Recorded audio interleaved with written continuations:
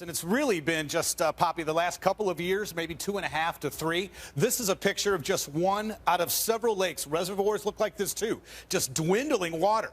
When rainfall is sporadic at best, when you have high temperatures, above average, and no snowfall, this is what happens. Now, this is 2013. Notice California, 0% exceptional drought. Let's go to September 2014, 58%. Now, we did have a little bit of help with some rainfall. This is December 2014. But watch, we're still seeing it increase again, back up to 39.9. We should have some good rainfall in the area. In fact, if you look what California for January and February into March should look like, and then compare it to what we've received already, that's just precipitation. Snowpack in the highest mountains is only at 12% of what it should be. But the drought's been continuing, not just for California, but the last 2 winters. It's been cold in the east. It's been warm in the west. In fact, this winter alone, 10,000 record lows in the east, but over 15,000 record highs. So without the rainfall, without the snow melt, this is going to continue to be a problem.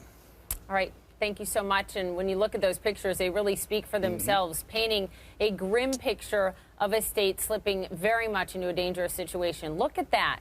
2011 versus last year. California is the 7th largest economy in the world, not because of Silicon Valley or Hollywood, but because of agriculture.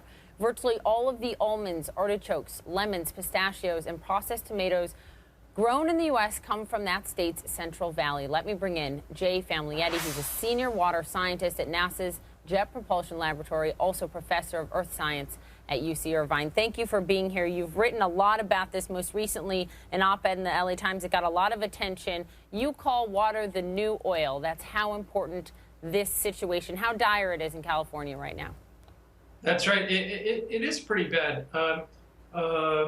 We, over the last few years, have lost something like 12 million acre-feet of water per year for the last 3 or 4 years. That's more water than all Californians, all 38 million Californians use every year. So it's a tremendous amount of water. A lot of it, about 2/3 of it, is from groundwater depletion, and the groundwater is used to support agriculture. So we're really in a very, very difficult situation.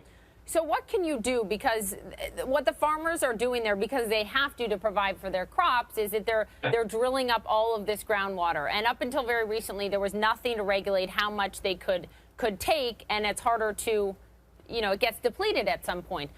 That's right. I guess what I'm asking is, what can be done to stem this?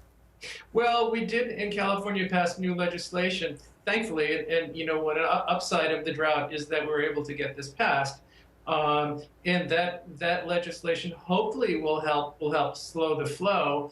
But one of the issues is that it's going to take a few, water legislation is complicated. It's going to take a few decades for that new legislation to be implemented. And so my private fear is that we may run out of groundwater in some places before the legislation has a chance to kick in. Can you paint a picture for everyone watching of what that scenario would look like and how the average person would feel it? Well, I think the future of California is one that is not quite apocalyptic, but we'll have some major changes. We'll still have agriculture, I think, but we'll be planting different things that are more efficient. I think the message is we'll have to evolve towards more efficiency.